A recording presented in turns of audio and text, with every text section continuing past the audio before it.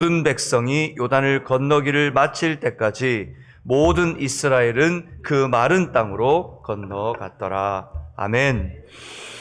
우리 시간 함께 사명선언을 함께 외치면서 시작했으면 좋겠습니다. 예수의 제자 되어 풍성한 공동체. 아멘. 예수의 제자 되어 풍성한 공동체. 예수의 제자 되어 생명의 열매 맺는 풍성한 공동체. 아멘. 이 의미와 뜻을 우리가 계속 주일 말씀을 통해서 나누고 있습니다. 단순히 우리가 교회에 일련의 행사나 또는 방향을 정하기 위해서 캐치프레이즈로 여러분에게 제시한 캐치프레이즈가 아닙니다. 하나님께서 우리에게 주신 사명, 복음에서 우리에게 말씀하시는 바를 따라서 예수의 제자 되는 교회, 생명의 열매를 맺는 교회 되기를 간절히 소망합니다. 그리고 그것이 우리의 풍성한 삶으로 이어져야 됩니다. 우리가 예수의 그리스도의 제자 되고 열매를 맺는 삶을 산다고 하면서 우리의 삶은 불행하고 우리의 삶의 영역에서는 은혜가 나타나지 않고 나는 고되고 힘들다면 누구도 우리를 보며 예수 믿지 않습니다. 우리의 삶을 통하여서 그 풍성한 은혜가 나타나는 복된 교회가 되길 바랍니다. 오늘 우리가 계속해서 여호수아를 새벽마다 살피고 있는데 토요 새벽 연합 예배에 나오신 여러분들 특별히 우리가 지난번에 살펴봤던 말씀들을 다시 한번 기억해 봤으면 좋겠습니다. 아버지 되신 하나님께서는 이스라엘 백성들에게 약속의 땅을 향한 새로운 날을 허락해 주셨습니다. 부끄러운 시딤에서의 범죄.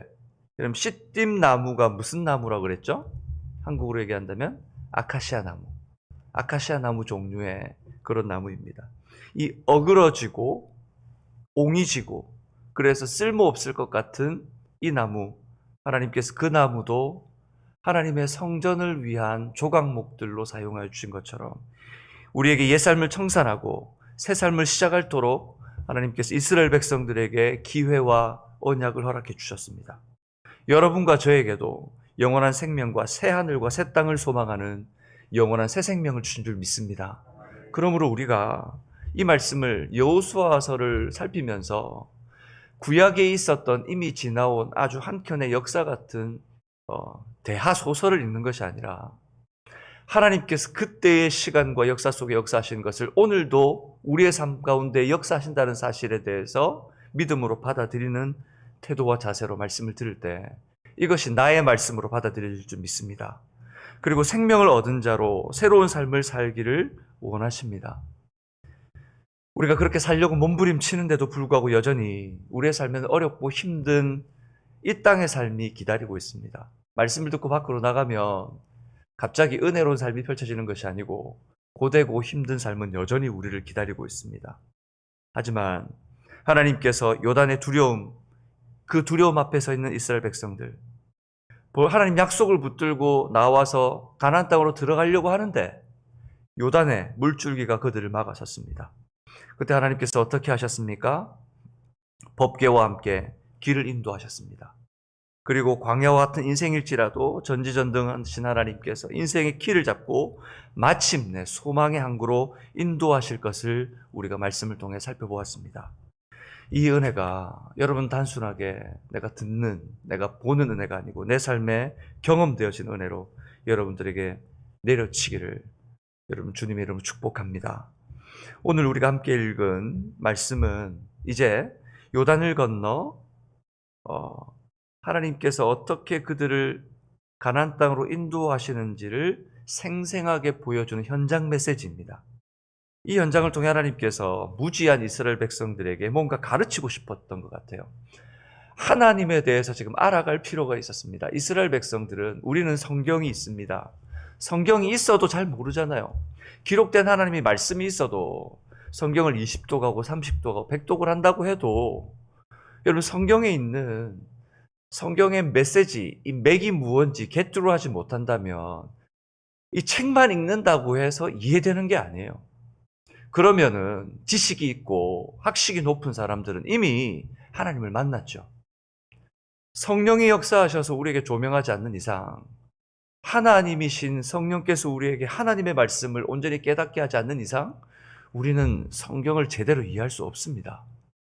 그렇기 때문에 이스라엘 백성들도 광야 생활 동안 하나님을 경험했지만 하나님께서 다시금 그들에게 계속해서 말씀해 주실 필요가 있었습니다. 특별히 이 가나안 땅으로 들어가는 새로운 세대에게는 더 그러했습니다. 그래서 하나님 자신의 영광스러운 성품을 잊지 않도록 지금 실전 경험을 쌓게 하는 겁니다. 그래서 훈련이 중요합니다. 훈련은 단순히 성경 공부가 아닙니다. 아직도 이게 익숙하지 않아서 우리가 성경 공부하는 데라고 얘기하세요. 저희가 하는 제자 훈련은 공부가 아닙니다. 저를 따라서 해볼까요? 공부가 아니라 훈련입니다. 여러분, 이 군인들이 가가지고 군대에 가서 하는 모든 것들을 뭐라 그래요? 훈련이라 그래요? 공부라 그래요? 우리는 하나님의 군대로 훈련 받는 겁니다. 아멘이십니까? 그러니까 우리 공부하러 온 거 아니고 훈련 받는 겁니다. 왜냐? 이 공부라는 것은 지식의 변화를 일으키는 거예요. 물론 이것이 어느 정도 삶에 영향도 미치죠. 하지만 우리가 배운 학식과 지식과 지혜를 가지고 삶을 변화시키는 것이 훈련입니다. 지금 하나님께서는 그거 하려고 하는 거예요. 그리고 그들에게 하나님이 누구이신지를 알게 하시고 말씀을 통해서 우리도 또한 이 말씀과 함께 내 삶의 현장에서 하나님의 성품을 깨닫고 온전히 주님을 바라보시기를 원하시는 것 같아요. 이 말씀을 묵상하면서 하나님께서 정말 우리에게 원하는 것은 우리의 삶을 통해서 하나님의 뒤를 내 발걸음을 내디뎌 쫓아가기를 원하시는 것 같아요. 그냥 단순하게 내가 하나님 앞에 내가 신앙을 지킵니다라고 고백하는 것에 멈추지 말고 그 고백의 의무와 책임을 가지고 뒤따르라 말씀하시는 것 같아요.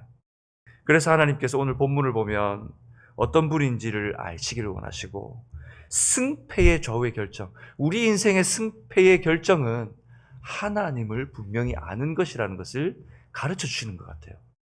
좌우에 계신 분들이 이렇게 한번 우리가 고민했으면 좋겠습니다. 승패를 결정짓는 것은 하나님을 아는 것입니다. 여러분, 우리가 사춘기 전의 아이들, 특별히 사춘기까지도 그런 것 같아요. 사춘기 전의 아이들이 우리 아빠는 모든 걸 다 할 수 있다고 생각해요. 우리 아빠는 모든 걸 다 할 수 있어. 우리 아빠는 모든 걸 다 해결할 수 있어. 그래서 문제나 어떤 숙제나 또는 의문이 생기면 누구에게 달려옵니까? 아빠에게 달려옵니다. 아빠 이거 뭐야? 이거 어떻게 해야 돼? 이거 뭐 어떻게 하는 거야? 자꾸 묻습니다. 그래서 아빠는 슈퍼맨이라고 생각합니다. 모든 걸 다 할 수 있습니다. 우리 아빠는 모든 걸 다 해. 그래서 우리 아빠, 우리 엄마를 자랑합니다. 그런데 시간이 지나면서 아이들이 사춘기를 지나고 청년이 되어가면 아빠의 실체가 드러납니다. 시간이 지나 엄마의 실체가 드러나요. 아, 내가 알았던 아빠는 모든 것을 다 알고 모든 것을 할 수 있는 아빠, 엄마였는데 그렇지 않아요. 그런데 아빠와 엄마는 어떠냐면 그 약함을 들키고 싶지 않습니다. 내가 약해지고 내가 다 알지 못하고 내가 아이들에게 모든 것을 가르쳐 줄 수 없다는 것에 대해서 서운함을 느껴요. 그러면서 어떻게 하냐면 내가 늙어간다는 것을 들키고 싶지 않아서 계속 강한 모습 그대로 남아있고 싶어해요. 나 아직 강해.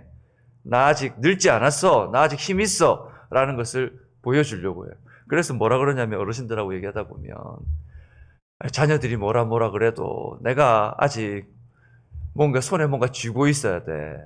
그래야 자녀들이 와서 나를 찾지. 나한테 쥐고 있는 게 없으면 아이들이 나를 찾지 않아. 그렇게 말씀하시는 어르신들 참 많이 계세요. 그러니까 내가 뭔가 아직까지 힘이 있다는 걸 보여주고 싶은 거예요. 여전히 젊은 것으로 사실은 착각하세요. 그래서 미국에 와보니까 내가 아직 젊다고 생각하시고 이미 연세가 되셨는데 집에 있는 팜추리를 본인이 이제 청소를 하시려고 가지를 자르려고 사다리를 올려놓고 대고 청소하시다가 낙상사 하시는 분들이 그 낙상에서 다치는 분들이 되게 많이 있습니다. 집에 있는 뭐 무겁고 힘든 물건 아직 내가 할 수 있다고 생각하는 거예요.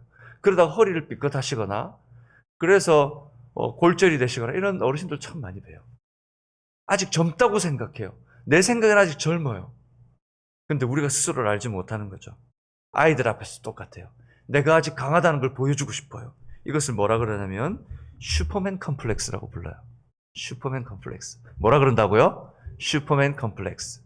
내가 아직 슈퍼맨이라고 생각하는 거예요. 나는 다 할 수 있다고 생각하는 거예요. 실제로 저는 누군가의 셀폰에 아직까지 슈퍼맨이라고 적혀져 있습니다. 근데 저는 슈퍼맨이 아니거든요. 시간이 지날수록 부모가 내가 얼마나 해줄 것이 없는가를 알게 돼요. 내가 얼마나 해줄 것이 없는가. 내가 얼마나 연약한가. 부끄럽게 되고 미안하게 되고 그걸 깨닫게 돼요. 그래서 다른 부분에 채워주고 싶은 마음에 그 사랑을 다른 것으로 자꾸 채우는데 이것이 어긋나요. 우리가 생각하는 부모의 생각으로, 부모의 관점으로 하나님을 바라보면 하나님도 해주지 못하실 것 같아. 우리 속에 의심이 들 때가 있습니다. 내 머리로는 의심이 들지 않는다고 생각하지만 우리의 몸으로는 하나님께 온전히 의지하지 못하고 있는 것을 봐요. 하지만 여러분, 우리 하나님은 나와 여러분처럼 아직 다 해줄 수 없는 그런 착각하며 살아가는 부모가 아니십니다. 하나님은 항상 살아계시고 전지전능하신 하나님이신 줄 믿습니다. 우리의 아버지께서는 변함없이 신실하게 우리에게 약속을 지키시는 분이십니다. 그래서 여호수아에게 먼저 이스라엘 백성들의 삶의 문제에 있어서 중요한 한 가지를 오늘 이 시점에서 깨닫게 하기를 원하시는 거예요. 하나님은 주재권은 주님의 것이라는 것을 깨닫게 하셔야 했습니다. 주재권은 누구의 것이라고요? 한 주님의 것이라는 겁니다. 주재권이 뭐냐면 주인으로서 행사할 수 있는 권리를 이야기하는 것입니다. 우리 삶에 있어서 주인은 누구다? 주님이시다. 우리의 삶의 결정과 방향을 결정지을 수 있는 분은 누구시다? 주님이시다는 것을 그냥 머리가 아니고 삶의 경험을 통해 모든 삶의 영역 속에서 깨닫게 하기를 원하셨어요. 때때로 우리에게 무언가 맡겨졌을 때 우리가 스스로 확신이 있을 때는 일의 부담보다는 즐겁게 그 일을 감당합니다. 내가 뭔가를 맡겨주실 때 내가 확신이 있을 때는 그거 하죠. 감당하죠. 제가 그거 못하겠습니까? 그러면 즐겁게 내가 감당을 합니다. 하지만 내가 부족하다고 생각하고 무언가 인정받고 싶은 마음에 그 마음을 먹고 시작하게 되면 그 일이 큰 짐이 되기 시작합니다. 이 일을 통해서 인정받아야지. 내가 부족한데 이걸 통해서 뭔가 채워야 하는데 라고 생각하면 그때부터는 힘들어지기 시작합니다. 여호수아도 백성들을 이끌어야 하고 하나님의 약속, 그리고 앞서갔던 모세가 너무 대단한 리더였기 때문에 그 리더를 바라보는 여호수아는 부담감을 안고 있었습니다. 그래서 1장 8절에 보면 우리가 나눴지만 여호수아에게 좌우로 치우치지 말라고 말씀을 붙들면 형통하고 평탄할 길을 내실 것이라고 약속해 주셨습니다. 여러분 기억하시죠? 그죠? 우리가 너무 많이 암송하는 말씀이기도 하잖아요. 그리고 오늘 7절에 보면 이렇게 말씀합니다. 우리 같이 읽어볼까요? 시작. 여호와께서 여호수아에게 이르시되 내가 오늘부터 시작하여 너를 온 이스라엘의 목전에서 크게 하여 내가 모세와 함께 있던 것 같이 너와 함께 있는 것을 그들로 알게 하리라. 하나님께서 약속을 하셨지만 여러분 약속을 받았다고 해서 사람이 한순간 그 권위가 세워지는 게 아닙니다.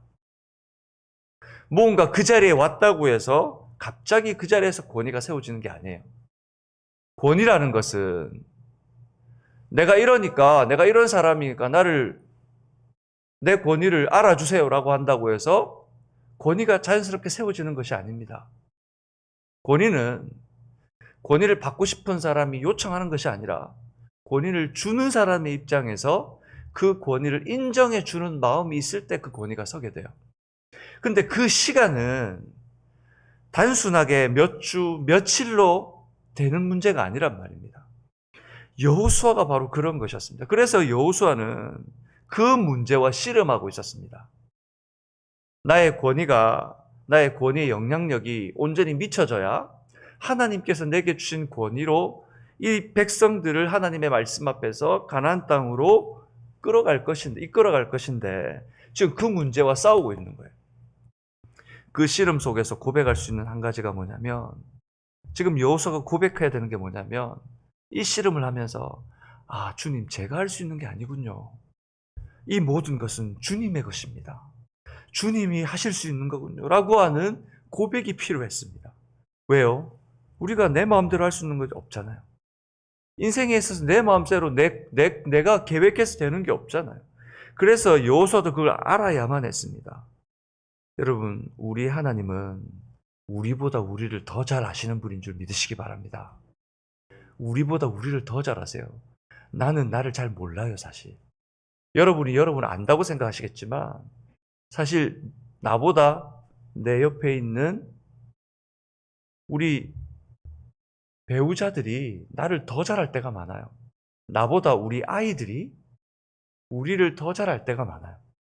오히려 나는 나의 성품과 나의 실수와 나의 잘못에 대해서 잘 모를 때가 많이 있습니다. 그런데 우리 하나님께서는 그 누구보다도 우리를 잘 아시는 분이십니다. 그렇기에 우리를 온전하게 만들어 가실 분도 누구밖에 없으신 거예요. 하나님 한 분밖에 없으신 거예요. 아이들이 사춘기가 되면 힘들어합니다. 왠 줄 아세요? 목적을 잃어버려요. 목적을 모르겠어요. 왜 공부하는지, 왜 가야 하는지, 어디를 가야 할지에 대해서 방향을 상실해요. 그래서 저희 큰아이를 키울 때 사실 이제 아파트 그라지에 이제 텐트를 쳐놓고 둘이서 누워서 이제 그런 얘기를 하면서 아이가 펑펑 울면서 이제 그 고민을 나눴던, 별을 바라보면서 고민을 나눴던 그 시간이 기억이 납니다. 그러면서 하나님에 대한 이야기와 하나님께서 우리에게 주신 비전을 함께 나눴던 때가 있었어요.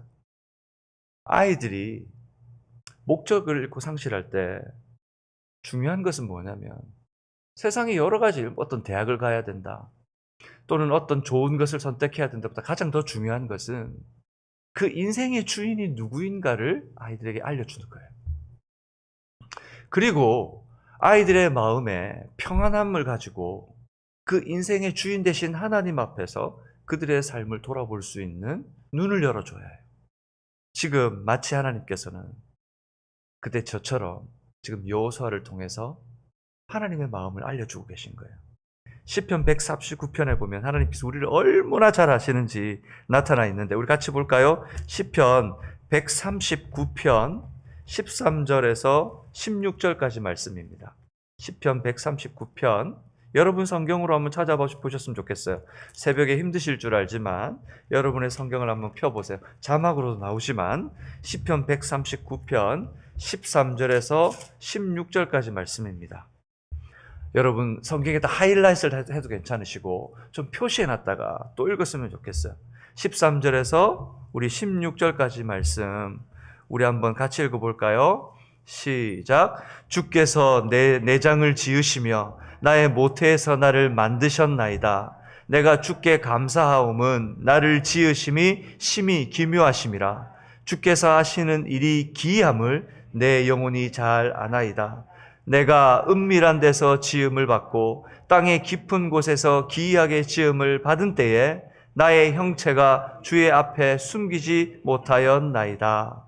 내 형질이 이루기 전에 주의 눈이 보셨으며 나를 위하여 정한 날이 하루도 되기 전에 주의 책에 다 기록되어. 아멘. 여러분 얼마나 우리 신묘막측하게 진짜 기이하게 우리가 만들어진지 하나님께서 보니까 나의 모태에서부터 나를 만드셨대요. 믿으십니까? 우리의 생명의 주인이십니다. 나를 지으셨는데 어떻게 지었다고? 기이하게, 기묘하게. 옛날 우리 개역 성경에는 신묘막측하게라고 되어 있대요. 신묘막측하게. 깨달을 수 없을 정도로 아름답게 우리를 만드셨어요. 실제로 우리의 몸을 의학적으로 해부해 봐도 어떻게 이렇게 만들었을까라고 할 정도로 신묘막측하게 만드셨어요. 그리고 내 형질이 이루기 전에 16절에 보니까 내 형질이 이루기 전에 주의 눈이 보셨대요. 내가 만들어지게 형태가 있기 전에 하나님께서 나를 이미 보셨대요. 여러분 이것이 하나님의 예정하심 아니에요. 예정하심 아니에요. 나를 위하여 정한 날이 하루도 되기 전에, 내가 지금 계획되기 전에 하나님께서 하나님의 마음 안에 이미 내가 있는 거예요. 여러분 우리가 이렇게 하나님께서 만드셨고 하나님께서 나를 이렇게 아시고 계신다는 것을 깨달으시길 바랍니다. 아멘. 우리 청소년들도 그리고 우리 어른들도 청년들도 우리의 삶에서 하나님 앞에서 내가 이런 존재라는 이 자존감이 다시 한번 살아나야 합니다. 뿐만입니까? 이 139편 2절과 3절 한번 볼까요? 2절과 3절. 2절과 3절. 2절과 3절 이렇게 주신 하나님께서 내가 인생을 살아갈 동에 어떻게 나를 보호하시냐면 2절 3절 같이 읽어볼까요? 주께서 내가 앉고 일어섬을 아시고 멀리서도 나의 생각을 밝히 아시오며 나의 모든 길과 내가 눕는 것을 살펴보셨으므로 나의 모든 행위를 익히 아시오니. 하나님께서 우리를 얼마나 잘 앉고 일어나는 걸 안돼요. 사람이 앉고 일어나는 걸 우리도 옆에 있는 사람을 때때로 우리가 뭔가 집중하다 보면 사람이 있는지 없는지 나갔는지 안 나갔는지 체크 못할 때도 있잖아요. 근데 하나님께서는 이런 것까지도 안 돼요. 근데 멀리서도 생각을 하신대요. 멀리서도 우리 주님께서 어떻게 하셨어요? 오셔서 사두개인과 바리새인들이 마음을 품기 전에 이미 아셨어요. 왜요? 하나님이시니까. 뿐만입니까? 나의 모든 길, 나의 눕는 것, 나의 모든 행위를 다 아신대요. 그래서 여러분, 예수를 믿는 사람들은 하나님 앞에 숨길 수 있는 게 없어요. 숨길 수 있는 게 없어요. 숨길 수 있다고 생각하는데 착각입니다. 숨길 수 있다고 생각하는 순간 내가 죄를 짓게 되고, 숨길 수 있다고 생각하는 순간 내가 주인이라고 생각한 거예요. 우리가 하나님 앞에 아무것도 숨길 수 없습니다. 내 혀의 말을 알지 못하는 것이 없대요. 내 혀의 말을 알지 못하는 것이. 그러니 여러분, 우리 인생의 주재권은 누구에게 있다? 하나님께 있다. 우리 인생의 주재권은 나에게 없어요.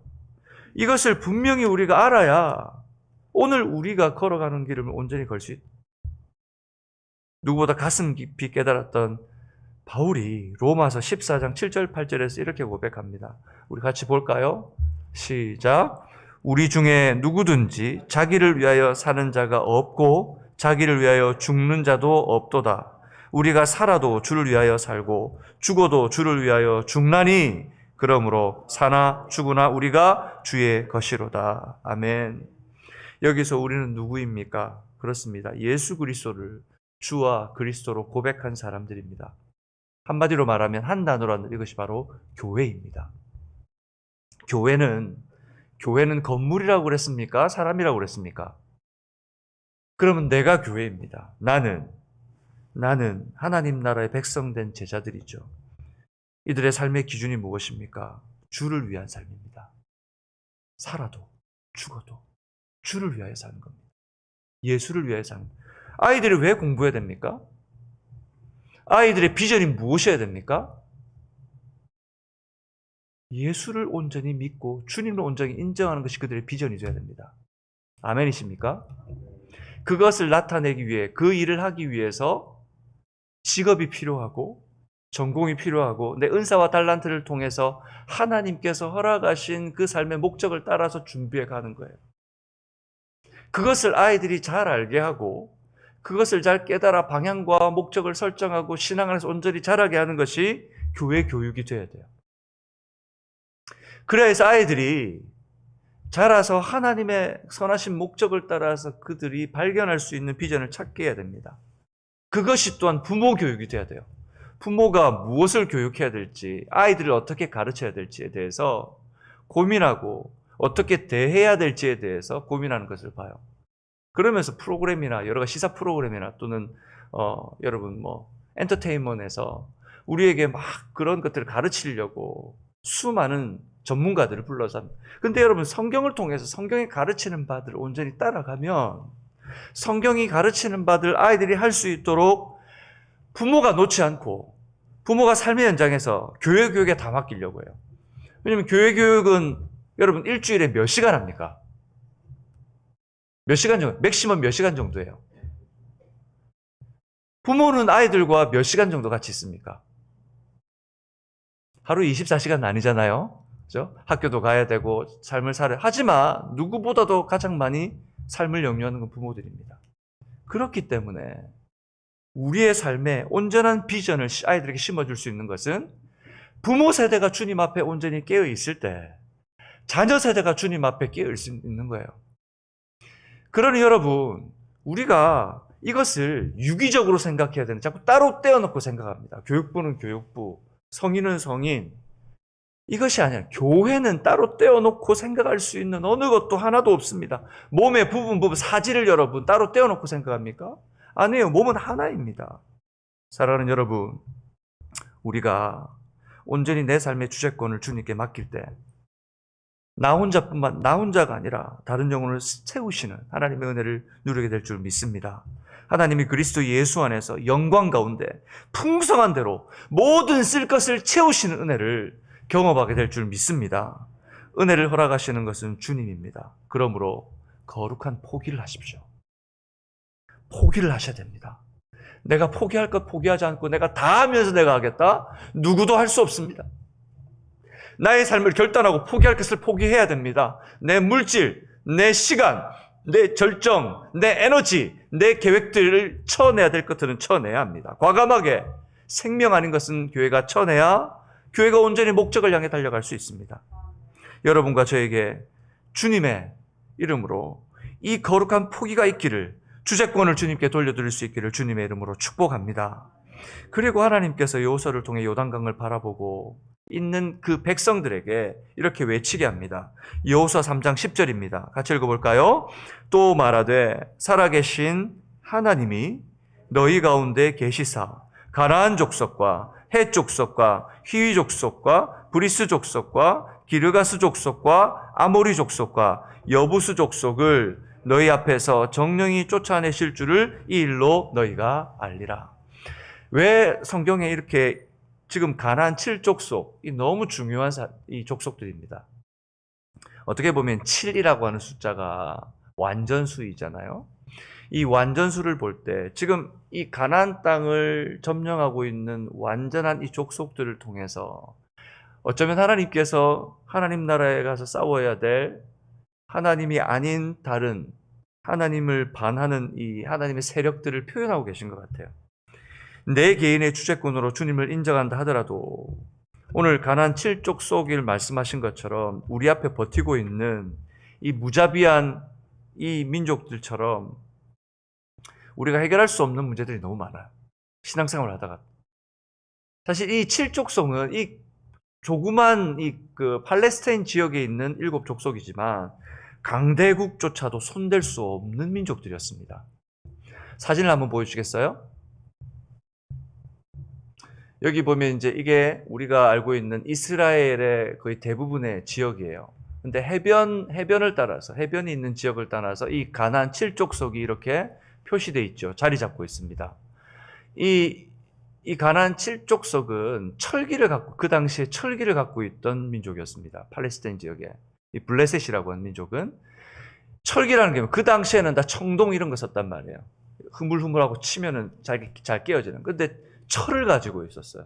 그러니까 강대국들조차도 이 가나안 족속들을 함부로 할 수 없는, 사실은 이 전쟁에서는 아주 강한 민족들이었습니다. 그런데 여러분 보시면 이 그림에서 7족속의 이 그림하고 저기 사회와 그 갈릴리 호수가 보이죠? 그 사이에 지금 그림으로는 표시되어 있지 않지만 어떻게 됐냐면 이렇게 되어 있습니다. 이렇게 산이 만들어져 있어요.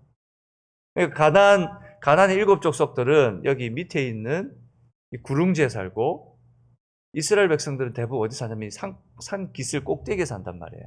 왜? 비가 많이 오니까. 비가 많이 오고 날이 서늘할 수 있으니까 대부분 거기 있단 말이에요. 전쟁이 이렇게 계속 붙는데 계속 해변에서부터 반대쪽으로 치고 올라온단 말이에요. 그러니까 전쟁이 계속 일어나는 거예요. 계속 일어나는 거예요. 더 넓은 땅을 차지하기 위한 전쟁이 일어나는 거예요. 그래서 그들을 막아설 수가 없어요. 자꾸 치고 올라오는데 연약한 이스라엘 백성의 입장으로서는, 그리고 지금 가나안 땅을 정복하고 들어가야 되는데 그 길목을 다 막아서고 있단 말이에요. 그러니까 들어갈 수가 없어요. 모든 사람이 아는 이 사실 이스라엘 사람들은 몰랐을까요? 알았죠. 들어가면서 다 소식을 다 들고 있었습니다. 하지만 하나님의 백성임을 포기할 수는 없지만 또 다가오는 위협 앞에서 안 들어갈 수도 없어요. 그래서 두려워 보이지만, 감당할 것처럼 보이지 않지만 하나님 앞에서 내가 쫓아낼 테니까 가라고 하시니 믿음으로 순종하면서 가야 하는 길, 그것이 바로 가나안 족속들을 앞에 두고 있는 이스라엘 민족들의 삶이었단 말이에요.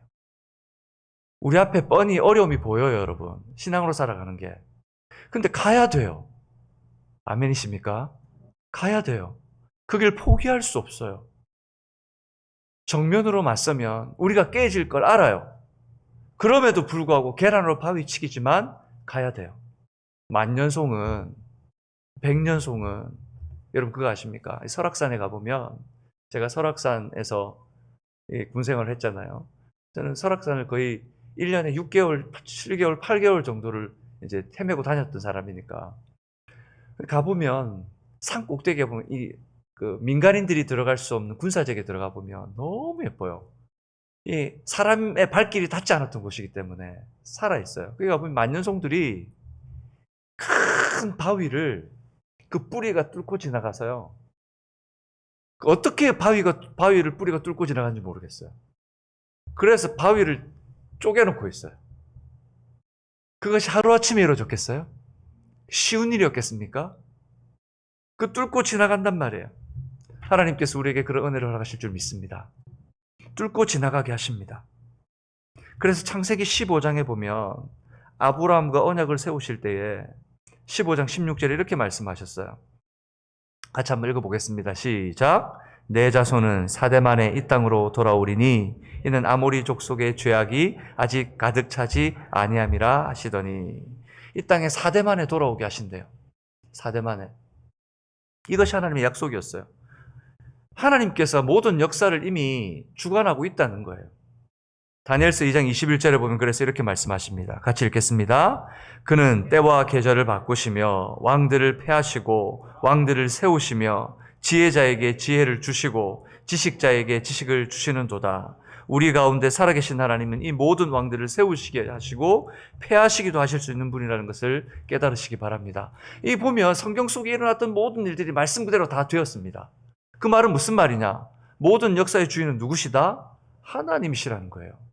근데 우리가 자꾸 앞에 일을 걱정해요. 하나님 약속하신 거 분명히 이루어집니다. 실제로 하나님께서 오늘 그들에게 약속을 어떻게 이루셨습니까? 여호수아 21장 43절에서 45절에 보면 이렇게 기록되어 있습니다. 43절 같이 읽겠습니다. 시작.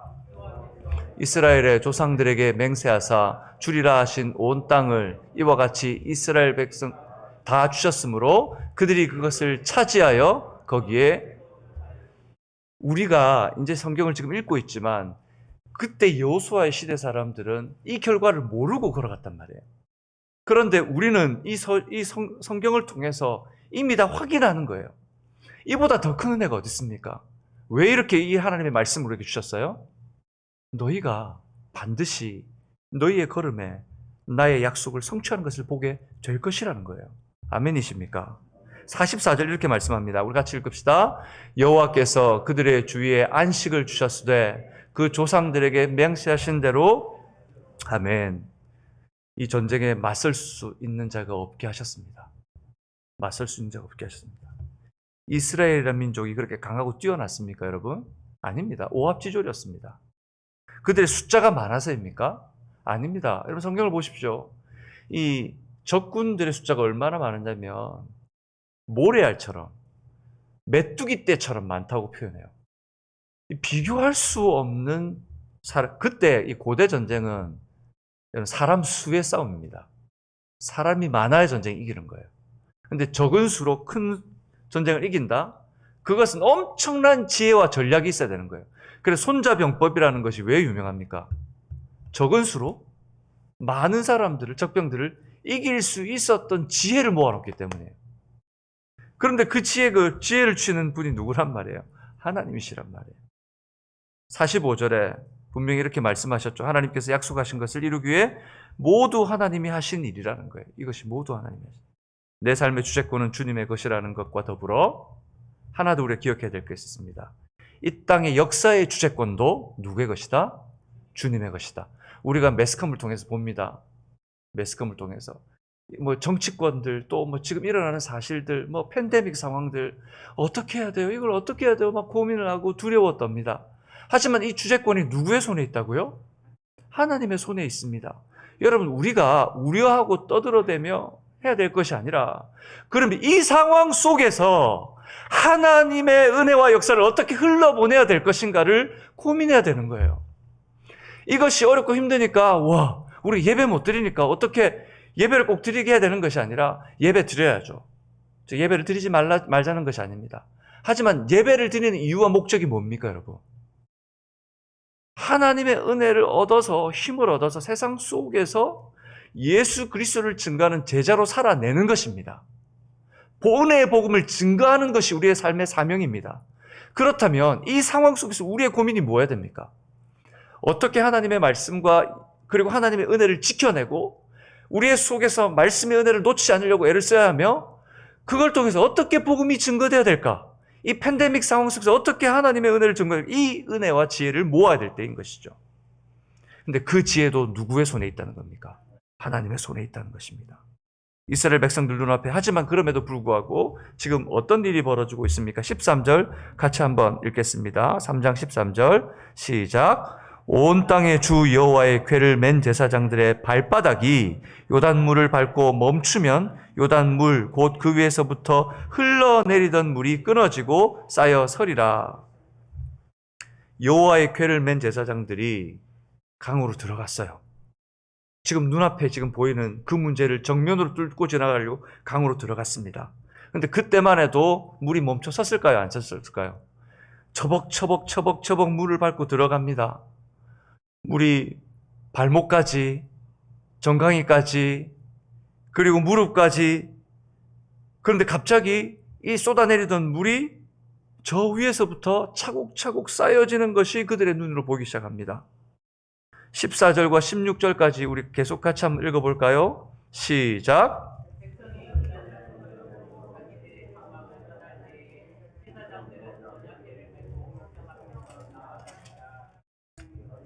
요단이 곡식 거두는 시기에는 항상 언덕에 넘치더라. 궤를 맨 자들이 요단의 이름에 궤를 맨 제사장들의 발이, 오늘 여기 보니까 궤를 맨 제사장들이 들어갔어요. 그죠? 들어갔어요. 뒤에 있는 사람들의 눈에 보이는 건 뭐냐면 하는 게 보였을 거예요. 그런데 그리고 조금 더 들어갔는데 갑자기 물이 멈춰서서 쌓여서는 게 보이는 거예요. 한 번도 보지 못했던 놀라운 광경이 그들 눈앞에 보이고 있습니다. 여러분 그림 한번 보시겠어요? 지금 그때 그림을 이제 한번 상상해서 만들어 본 건데, 요단가의 물가에 있는데 지금 제사장이 앞에 있습니다. 그 뒤에는 하나님께서 선택하신 새 족속이 있고 그 뒤에 본대가 있습니다. 그런데 이 사람들이 뒤에서 지금 다 먼 거리에 지켜보고 있는 거예요. 제사장들이 들어갑니다. 이 물가에 들어가기 시작합니다. 이 상황을 지금 우리가 상상했을 때는 어떻게 볼 수 있겠지만, 이 정도 그래서 모든 사람들이 지켜보고 있는 거예요. 그리고 지금 물가에 들어갔을 때 이 놀라운 사실이 이루어지고 있습니다. 지금 여러분 생각해 보세요.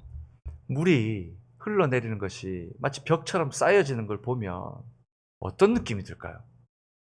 여러분들 인생의 삶에 갑자기 어렵고 힘들다가 그 문제가 한 번에 땅 하고 터져 해결되는 것들 경험하신 적이 있을 거예요. 그때 여러분 마음속에 어떤 마음이 드십니까? 눈물로 되지 않아 몸부림치고 애를 쓰면 주님 앞에 기도했는데 풀리지 않아서 하나님께서 그 문제를 풀어주셨어요. 놀라운 하나님의 은혜죠. 근데 그보다 더 큰 은혜가 사실 지금 이 상황이란 말이에요. 근데 더 놀라운 사실이 있습니다. 17절 말씀입니다. 한번 같이 읽어볼까요? 시작. 여호와의 언약궤를 맨 제사장들은 요단 가운데 마른 땅에 굳게 섰고 그 모든 백성이 요단을 건너 길을 마칠 때까지 모든 이스라엘은 그 마른 땅으로 건너갔더라. 여기서 반복되는 단어가 뭐예요? 마른 땅입니다. 마른 땅. 마른 땅. 물어볼게요. 여러분 이 사실 마른 땅이라는 게 지금 이 상황과 맞지 않아요. 물이 멈춰섰어요. 그럼 조금 전까지 뭐가 흘렀어요? 그러면 그 땅이 어떻게 돼요? 물이 멈춰선 건 이해해요.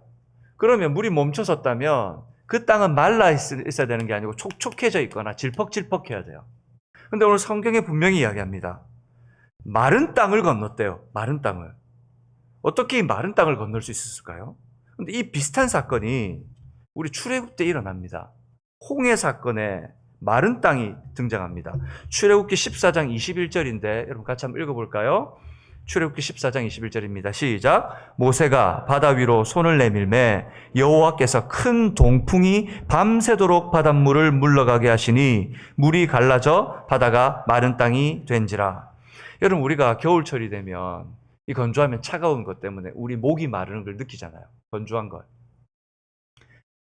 그런 건조한 바람에도 그렇지만 따뜻한 드라이기를 이렇게 머리에 대면 어떻게 돼요? 마르죠. 근데 이 동풍이란 게 뭐냐면 사막 지역에서 불어오는 건조한 바람이에요. 이 건조한 바람은 하나님께서 이 자연의 섭리를 하나님께서 움직이셔서 세상을 말릴 수 있는 큰 드라이기를 갖다가 그걸 말려버리신 거예요. 이 이스라엘 240만 명이 하루 만에 건너가려면 여러분 바닷길이 얼만큼 열려야 될까요? 우리가 예를 들면 영화나 이런 데 보면 요만큼 열려요. 근데 그 요만큼 열려가지고 그 200만이라는 사람이 지금 뒤에서 쫓아오는데 그 순식간에 지나갈 수 있을까요? 불가능해요. 최대한 3km에서 4km 정도의 넓이로 벌어졌다고 얘기해요. 근데 그 길을 다 말렸단 말이에요. 다 말리셨어요, 하나님께서. 어떻게? 마른 땅으로. 여러분, 이것이 가능한 일입니까? 상상할 수 없는 일이에요. 저는 이 요단강을 멈추게 한 사실보다 더 큰 사실과 기적은 마른 땅을 건넜다는 거예요. 마른 땅을 건넜다는 거.